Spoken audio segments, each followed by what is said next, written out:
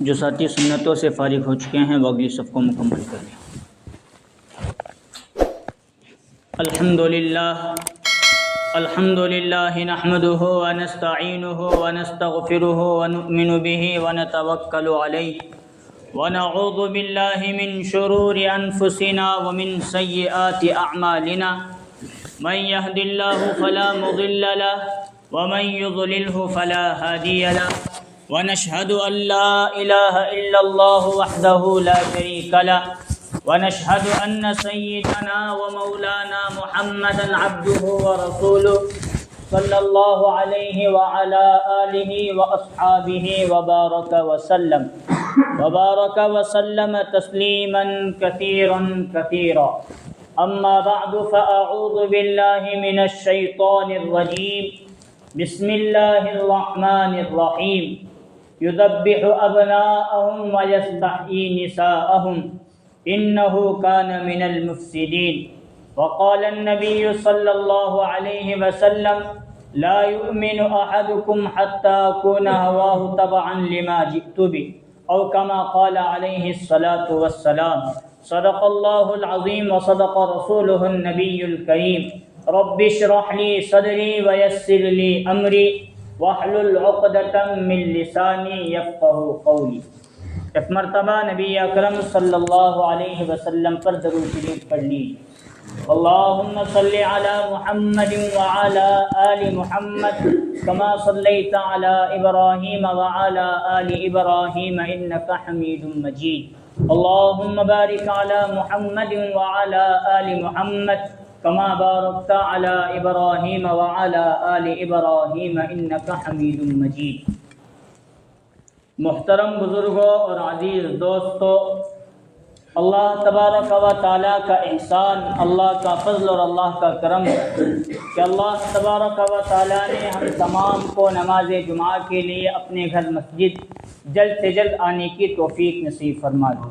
جو باتیں کہیں جائیں اللہ تعالیٰ ہم تمام کو ان تمام باتوں پر عمل کرنے کی توفیق نصیب فرمائے۔ اصل میں ایک ہفتے سے میں یہ سوچ رہا تھا کہ جمعہ کے مبارک دن میں کس عنوان پر کس بیان کے تعلق سے بات کی جائے۔ الحمدللہ ایک ہفتہ پہلے عمرے کے سفر سے واپسی ہونا ہوا تو سوچ رہا تھا کسی کے تعلق سے مکہ مدینہ کے کچھ مقامات یا نبی اکرم صلی اللہ علیہ وسلم کی سیرت انہی مقامات سے تعلق رکھتی ہے، وہ باتیں انشاءاللہ بیان کروں گا۔ لیکن آتے یوں معلوم ہونے لگا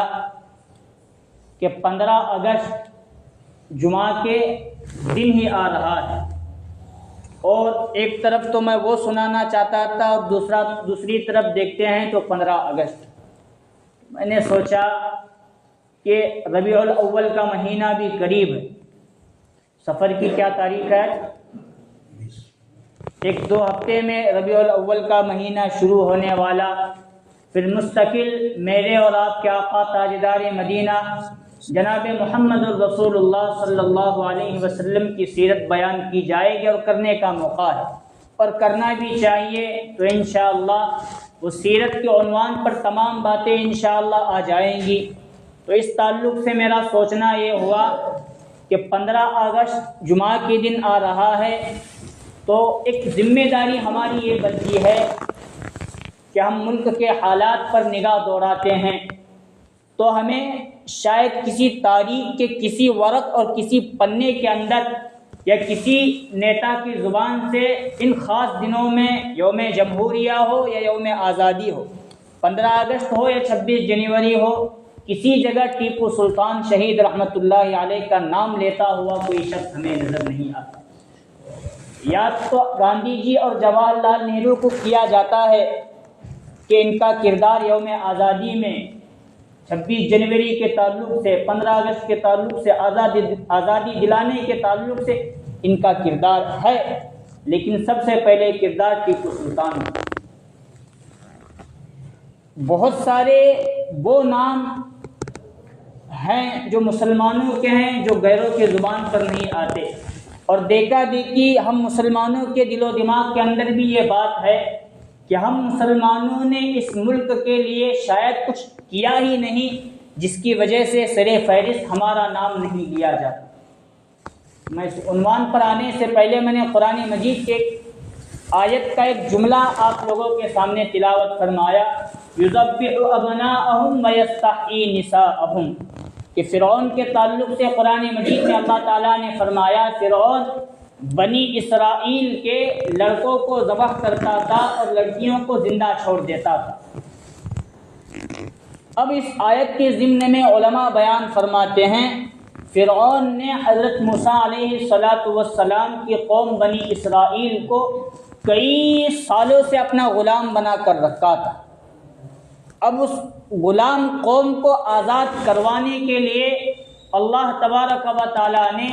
فرعون کے ماتحتی میں فرعون کے زیر حکومت حضرت موسیٰ علیہ السلام کو پیدا فرمایا، اور پیدا فرمایا تو ایسا پیدا فرمایا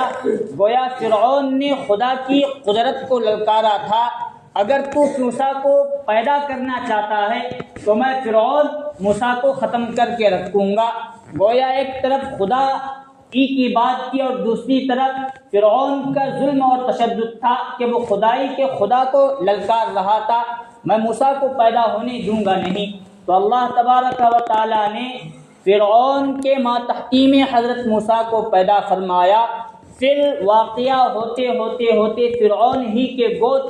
اور حکومت کے تخت پر بٹھا کر حضرت موسیٰ علیہ السلام کی پرورش۔ یہ واقعہ مجھے مکمل طور پر تفصیلی بیان نہیں کرنا، بیان یہ کرنا ہے کہ انبیاء علیہم السلام نے بھی گویا کسی قوم کو آزادی دلانے کے لیے جدوجہد کی ہے، جیسا کہ خود حضرت موسیٰ علیہ السلام کے واقعے سے معلوم ہوتا ہے۔ پھر بڑے ہوئے نبی اور رسول بنائے گئے اور اپنی قوم کو فرعون کی غلامی سے آزاد دلا کر ان کو آزاد کروا کر حضرت موسیٰ علیہ السلام نے تاریخ میں اپنا نام رقم کیا ہے۔ آزادی یہ اللہ کی طرف سے ایک بہت بڑی نعمت ہوتی ہے۔ میرے اور آپ کے آقا حضرت محمد صلی اللہ علیہ وسلم کے زمانے میں وہ زمانہ ایسا زمانہ تھا کہ کوئی آزاد قید ہو کر آتا تو اسے غلام اور باندی بنا کر بازاروں کے اندر بڑی بڑی رقم اور دام لے کر ان کو بیچا جاتا تھا۔ نبی اکرم صلی اللہ علیہ وسلم نے صحابہ کو یہ نصیحت فرمائی، اپنی حیثیت کے اعتبار سے جتنا ہو سکے غلام اور باندیوں کو خریدو، پھر ان کو آزاد کرواؤ۔ کسی کے کفارے میں، کسی اور چیز کے تعلق سے، کسی اور چیز کے تعلق سے غلاموں کو آزاد کروانا گویا ایک نعمت رسول اللہ صلی اللہ علیہ وسلم نے اپنی امت کو بتایا کہ آزادی بہت بڑی چیز ہوتی ہے، غلاموں کو آزاد کرواؤ۔ حضرت موسیٰ کا واقعہ اور دوسری طرف میرے اور آپ کے آقا حضرت محمد صلی اللہ علیہ وسلم کا یہ واقعہ ہمیں بتاتا ہے کہ آزادی کے لیے جدوجہد کرنا یہ بھی دین اسلام کی اور دین انسانیت کی بہت بڑی خدمت ہے۔ ہم لوگوں کو بھی آزادی کے لیے جدوجہد آج بھی کرنے کی ضرورت ہے، اور اس سے پہلے جو واقعات گزرے ہیں ان میں بھی ہمیں دکھتا ہے کہ آزادی کے لیے قرآن کا حکم، نبی صلی اللہ علیہ وسلم کی سنت کو سامنے رکھ کر علماء نے، مسلمانوں نے ہندوستان کو آزادی دلانے کے لیے اور ہندوستان کی آزادی کی تاریخ کے اندر ایک بہت بڑا کردار علماء اور مسلمانوں نے پیش کیا ہے۔ ہندوستان کب آزاد ہوا؟ 2014 میں آزاد ہوا۔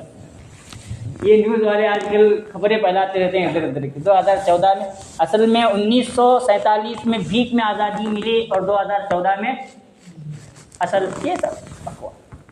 اصل میں ہندوستان کی تاریخ شروع ہوتی ہے 200 سال پہلے سے، سن 1756۔ اس سے پہلے انگریز ہندوستان میں آنے لگے تجارتی قافلوں کو لے کر، اور الگ الگ ممبئی، حیدرآباد، پونا، گجرات، بڑے بڑے علاقوں میں انہوں نے اپنی کوٹیاں اور اپنے کیا کہتے ہیں اسے، کوٹیوں کو، بڑی تجارتوں کے اعتبار سے کوٹیاں اور منڈیاں اور بازاریں انہوں نے لگانا شروع کیا۔ گویا اندرونی ان کا جال یہ تھا کہ ہمیں ہندوستان پر قبضہ کر کے ہمیں ہماری حکومت یہاں قائم کرنا، اور باہری اعتبار سے وہ اپنی کوٹیوں کے ذریعے یہ دکھا رہے تھے کہ ہم یہاں تجارت کے غرض سے آئے ہیں۔ اور مغل سلطنت کو اللہ تعالیٰ جزائے خیر نصیب فرمائے، ان کے زمانے سے پہلے ہندوستان کیا ہے، کہاں ہے، کسی کو معلوم نہیں۔ اورنگزیب عالمگیر اور دیگر بادشاہوں نے ہندوستان کو سونے کی چڑیا بنا کر پورے دنیا کے سامنے پیش کیا تھا۔ گویا اس اعتبار سے بہت سارے لوگوں کی نگاہیں ہندوستان کی طرف تھی، اور آخری بادشاہ بہادر شاہ ظفر کے وقت تو ہندوستان دنیا کی بڑی بڑی طاقتوں میں اور بڑے ممالک کے اندر اس کا شمار ہونے لگا۔ اب یہاں انگریزوں نے یہ سوچا کہ ہم یہاں اپنا جال بچھا کر ہندوستان پر قبضہ جما کر پورے ملک کو اپنا ماتحت بنا کر یہاں ہم جو چاہے کرنا چاہے کر سکتے ہیں۔ تو جب انگریزوں نے اپنا تسلط جمانے کے لیے کوٹیاں اور تجارتی قافلوں کو سرگرمیاں شروع کی، تو حضرت شاہ ولی اللہ محدث دہلوی رحمۃ اللہ علیہ، دہلی کے اندر ان کا مزار، ان کی قبر ہے، اللہ تعالیٰ ان کے درجات کو بلند فرمائے، سب سے پہلے انہوں نے یہ حکم نامہ جاری کیا اور یہ بڑے بڑے بادشاہوں تک پیغام بھیجا، مجھے لگ رہا ہے کہ آئندہ چند سالوں میں ہمارا ملک ہندوستان غلامی کی زنجیروں کے اندر جکڑ جائے۔ حالانکہ اس وقت کوئی سوچ نہیں سکتا تھا کہ انگریز یہ منصوبہ بنا کر یہاں آئے ہیں اور ہمارے ملک ہندوستان کو غلام بنانا چاہتے ہیں۔ تب انہوں نے خط حضرت ٹیپو سلطان شہید رحمۃ اللہ علیہ کی طرف بھی بھیجا کہ مجھے ایسا لگ رہا ہے، یہ ان کی فراست ایمانی تھی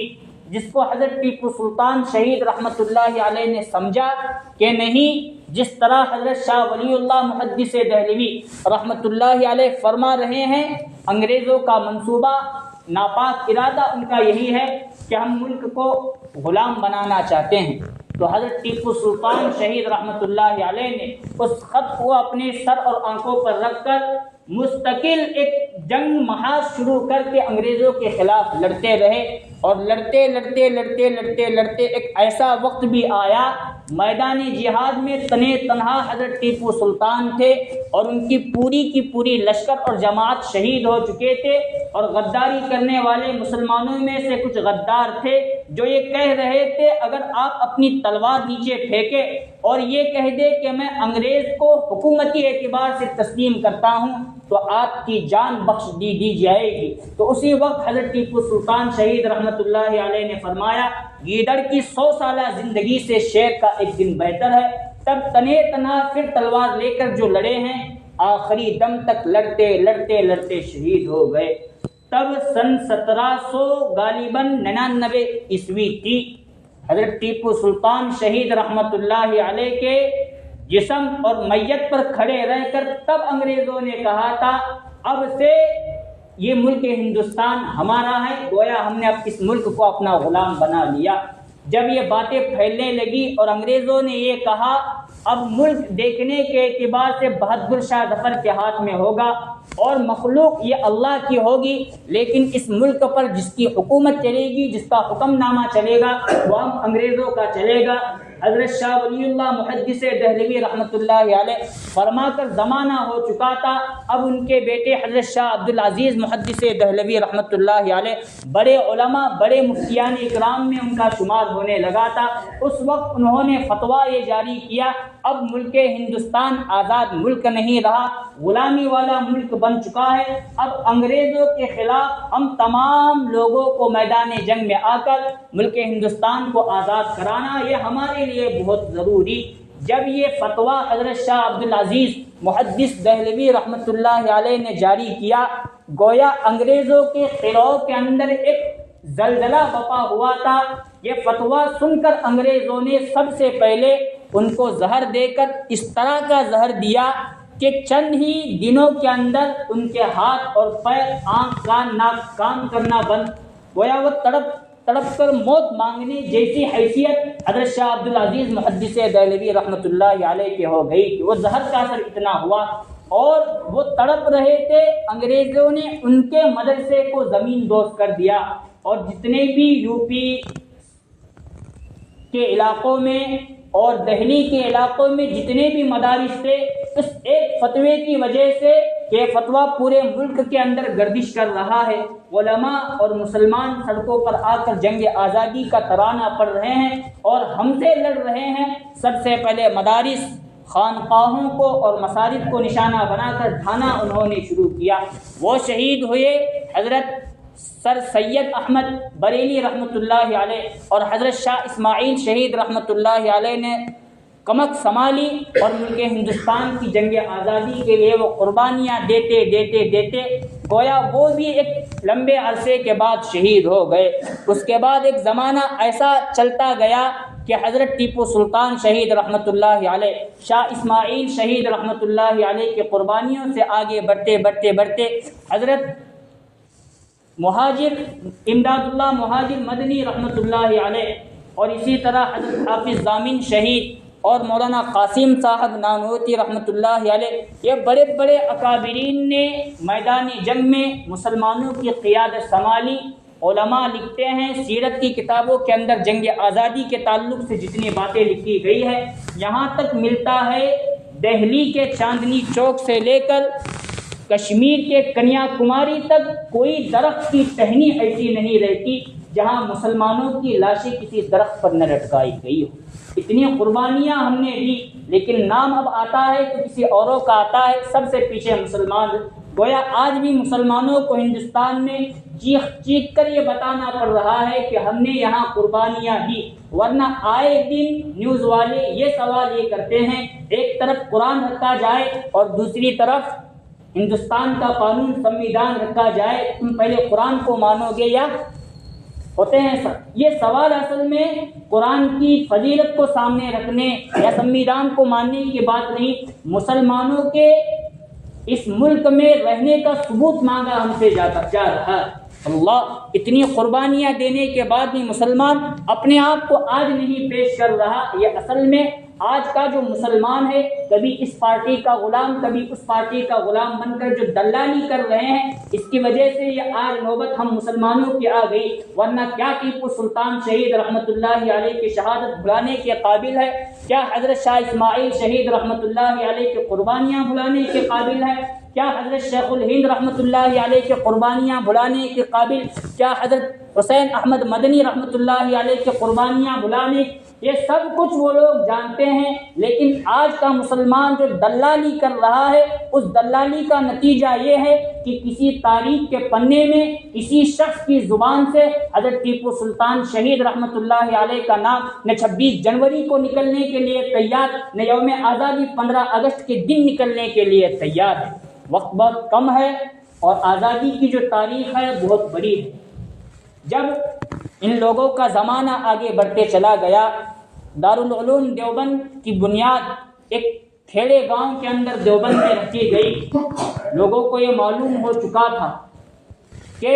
سن بہادر شاہ ظفر کی موت پر مسلمانوں کی حکومت ہندوستان سے ختم ہو چکی ہے۔ اب حکومت کو اور اسلام کو بچانے کے لیے ہم نے قربانیاں دی۔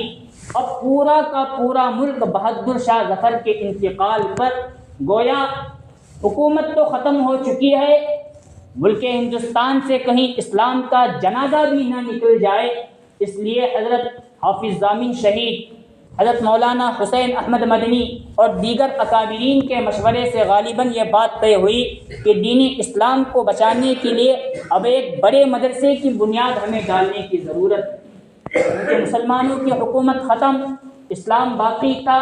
وہ بادشاہوں کے زمانے میں اور بادشاہوں کی امداد کے ذریعے آگے تبلیغ ہو رہی تھی، لیکن دارالعلوم دیوبند کی بنیاد اب ہمیں رکھنا ہے۔ بڑے بڑے علماء نے مل کر وہاں بنیاد رکھی، تو وہاں سے ایک لڑکا جس کا نام محمود الحسن، جو آگے چل کر شیخ الہند کا لقب انہوں نے پایا، بڑے ہوئے، وہاں سے تعلیم اور علم حاصل کیا، ریشمی رومال نام کی ایک تحریک انہوں نے چلائی، بڑے بڑے ممالک کے مسلمان بادشاہوں کو یہ خطوط لکھ کے ملک ہندوستان غلام ہوا ہے، اس کو آزاد کرانے کی فکر ہم نے بھی ہے، تو آپ لوگوں کے اندر بھی رہنا چاہیے۔ جب وہ ریشمی رومال کی تحریک انگریزوں کے ہاتھوں میں چلی گئی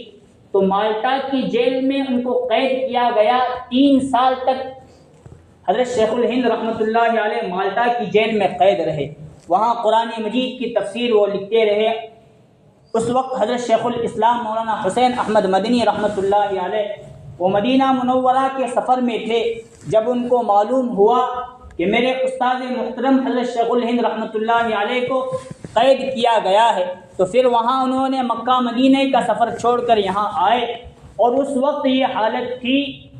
کہ اپنے استاد کے پیچھے ان کا جانشین شیخ الاسلام بھی وہی جذبہ اور ولولہ رکھتا ہے۔ کراچی کے اندر ایک بہت بڑا پروگرام رکھا گیا تھا پڑوس ملک میں کہ حضرت شیخ الاسلام تشریف لا رہے ہیں، اور انگریزوں نے یہ تک کہا تھا اگر اس اسٹیج پر حسین احمد مدنی آیا تو ہم گولیوں کی بوچھار کر کے ان کو ختم کر دیں گے۔ حضرت شیخ الاسلام رحمۃ اللہ علیہ اپنے عمامے کو اپنے چہرے سے ڈھانپ کر سیدھا اسٹیج پر پہنچے، اور اسٹیج پر آ کر کہا تم لوگ یہ سمجھتے تھے کہ